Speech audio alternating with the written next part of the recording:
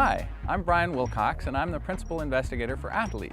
Athlete is the all-terrain, hex-limbed extraterrestrial explorer that we hope to fly to the moon in a decade or so.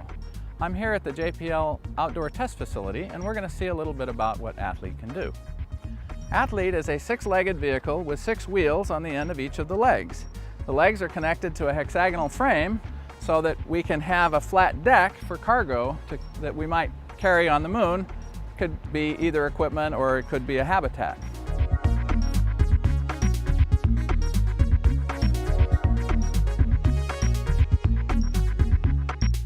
Every face of the hexagonal frame has a pair of stereo cameras that allow us to get a stereoscopic panoramic view of the surroundings of the vehicle and to display that to the operator back on Earth. So the operator, it's as if they're standing in the middle of the vehicle looking out everywhere in every direction.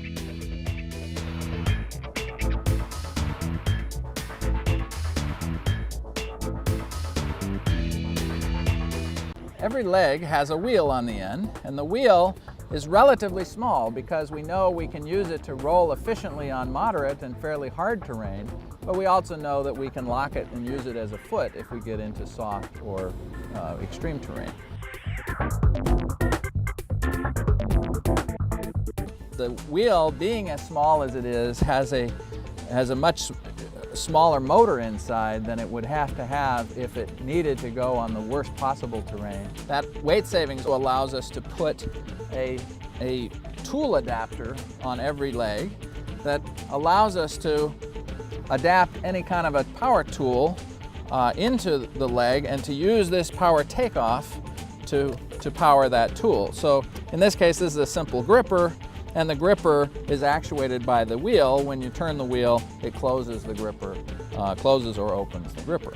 We also have a pair of, again, a stereo pair of cameras that we can use to look at the end of the tool and look at what the tool is doing so that you can see exactly what you need to see to use that tool effectively.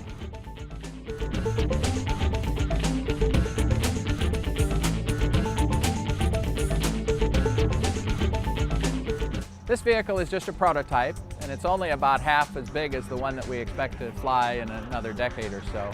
At that time, we hope to land payloads as much as 20 tons, and with legs like these, we could not only land them on the moon, but then they'd have mobility and manipulation when they got there.